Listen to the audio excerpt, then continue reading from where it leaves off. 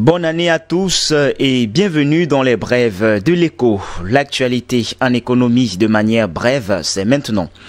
Deux décrets, dont l'un du président de la République et l'autre du Premier ministre, ont augmenté de 5 ans le nombre d'années de travail que feront désormais les fonctionnaires et travailleurs de l'administration publique centrale au Cameroun. L'âge de départ à la retraite des fonctionnaires est, à compter de ce 1er janvier 2021, harmonisé à 60 ans pour le personnel des catégories A et B et à 55 ans pour le personnel des catégories C et D. Peut-on donc lire du texte présidentiel qui est applicable immédiatement.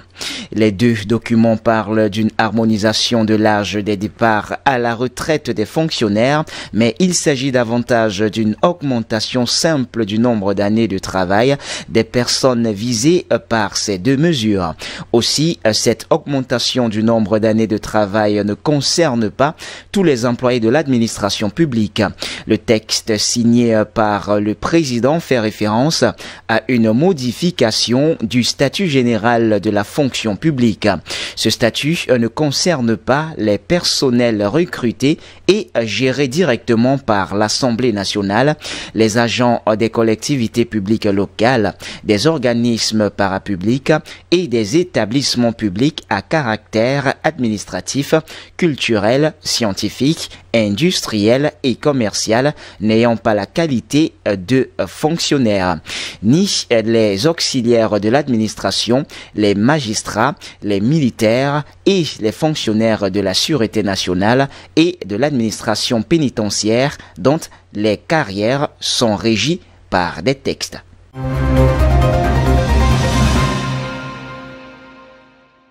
Et puis, le ministre des Travaux publics, Emmanuel Ngannou Messi, en compagnie de son homologue des Finances, Louis-Paul Motazeux, ont signé le 30 décembre à Kribi, dans le sud du Cameroun, le contrat de partenariat avec l'entreprise chinoise China Harbour Engineering Company, en abrégé chèque, pour le financement, la conception, la construction, l'exploitation et la maintenance de la section autoroutière Kribi-Lolabé, long de 38,5 km, ainsi que les 4,9 km de ses voies de rétablissement. Pour comprendre ce PPP, Louis-Paul Motazeux a donné l'explication suivante, je cite: « On a eu une mutation d'un mode de financement à un autre. La première convention qui a été signée en 2012 était un mode de financement classique, c'est-à-dire que nous avons un projet qui a un coût et nous allons vers les bailleurs de fonds. Nous en avons trouvé un, la China Exim Bank, qui nous a prêté 85% du montant. Et 85% signifie qu'il y a un montant restant de 15%.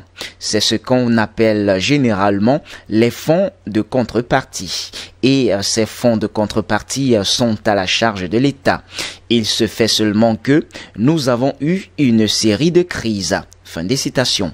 Pour le ministère des Travaux publics, la signature de ce partenariat public-privé, en abrégé PPP, d'une durée de 31 ans ouvre la matérialisation de l'infrastructure autoroutière proprement dite, car les difficultés ont fait que l'État n'a pas pu mobiliser ce qui était attendu de lui dans le cadre du contrat type engineering, procurement, construction signé avec le partenaire privé.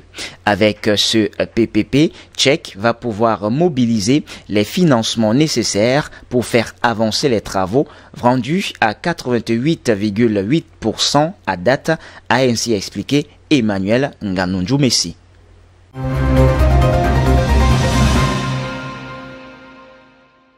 Hors de nos frontières à présent, vive réaction en France et en Europe après l'annonce du nouveau droit de douane américain qui s'ajoute à ceux en vigueur depuis fin 2019.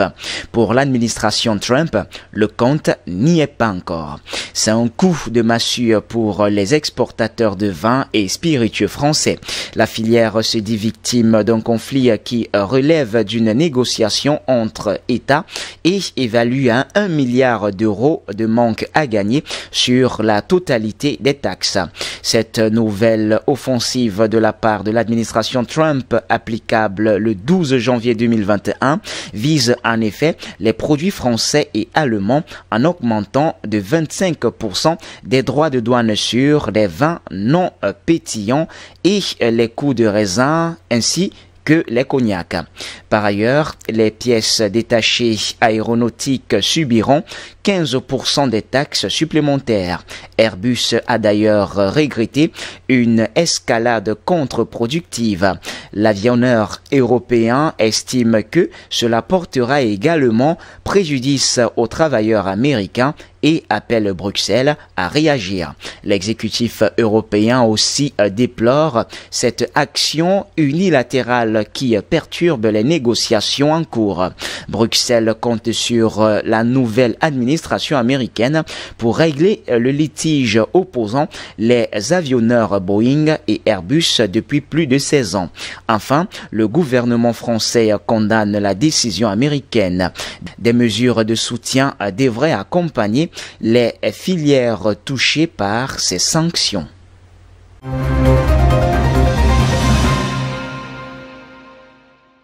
Et puis on va chuter avec cette petite information, mais pas des moindres. Eh bien, Nissan prévoit de fermer cette année l'usine espagnole d'Avila pour la transformer en entrepôt pour transférer la production et la vente de ses véhicules à son partenaire Renault.